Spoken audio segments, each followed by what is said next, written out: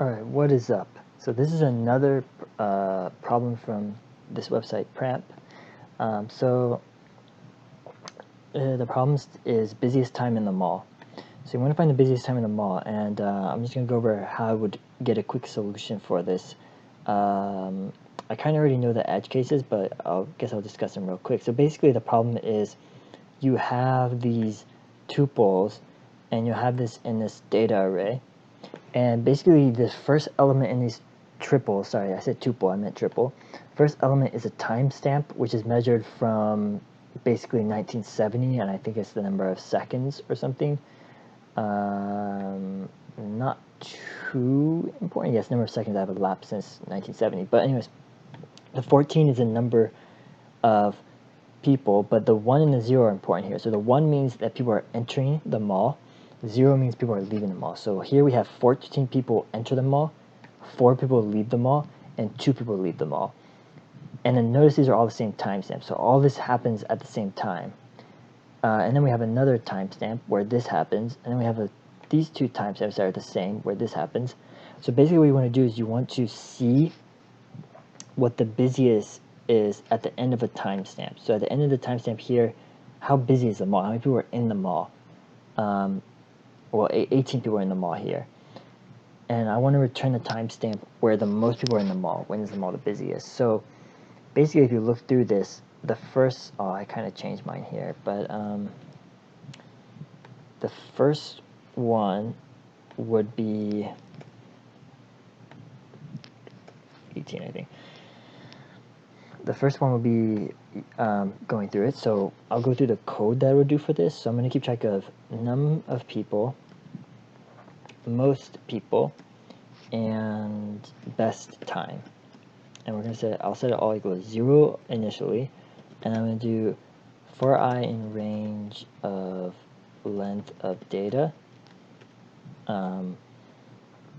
What I would go through is how I'm going to basically update this. So one condition is at the end we want to return best t, so we know that. We also know that we're going to do this. So if data I at 2 is equal to 1,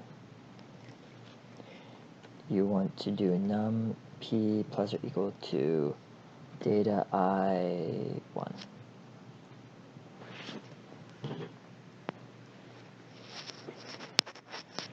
Okay, so then this will be a 1 there.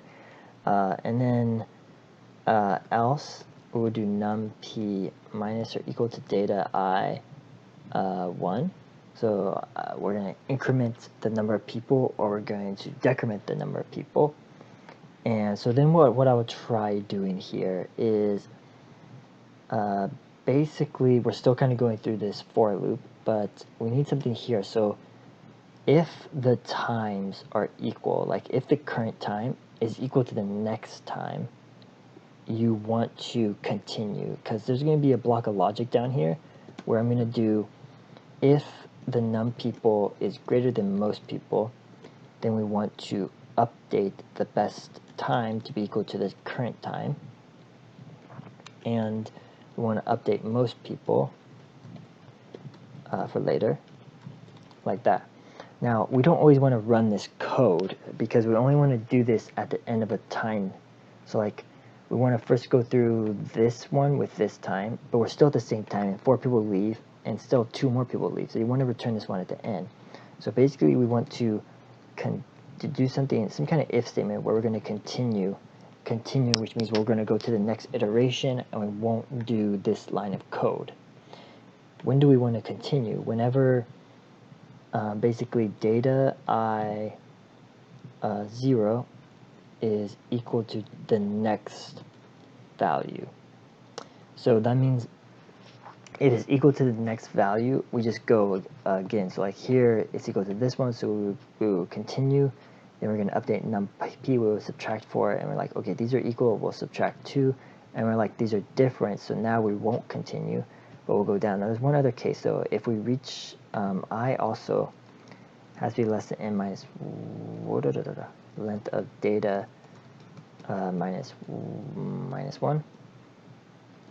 That's also true because we're incrementing I here. Now, is this going to take care of the last case? If for some reason we should return the last timestamp, well, let's see. It will, because it'll be false because I is not less than length of data minus 1. And we'll return the best t. So I'll test this out. Run code. Let's see. I'm missing the colons. The colons. That's what they're called, right?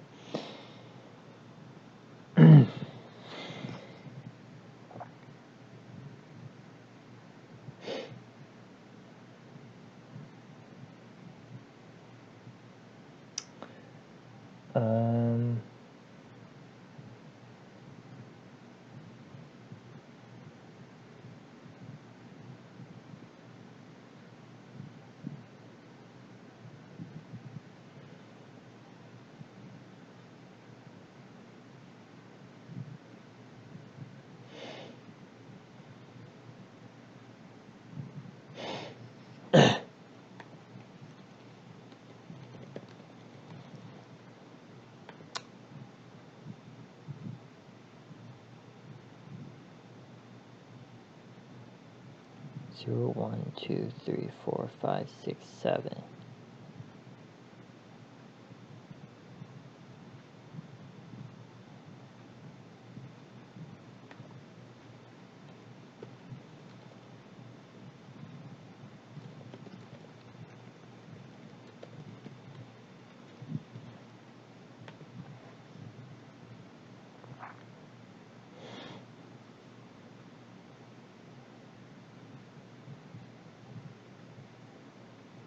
Okay, so we get to 7. So 0, 1, 2, 3, 4, 5, 6, 7. So we're here. And at the 7th one, we're like, this is our value. And then it looks at the next one, and it should see that they're equal.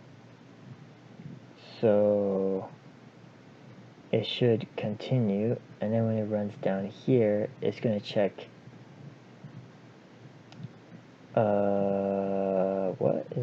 what happened?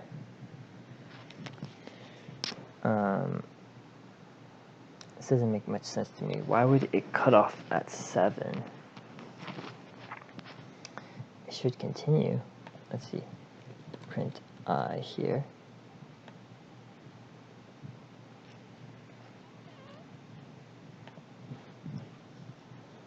Okay, so it runs to 8. At 8, we're going to see it is equal to 1 else, and then we're going to do this. We're going to check that. This is so bizarre. It's equal to 0, isn't it? Yeah. So print I here.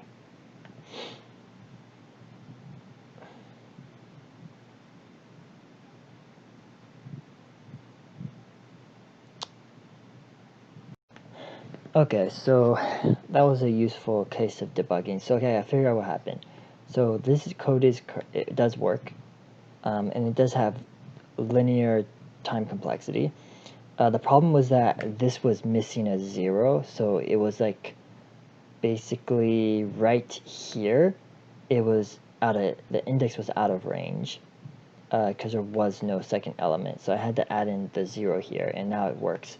So slight mistake in my example I was working through. Alright, very good though. Cool.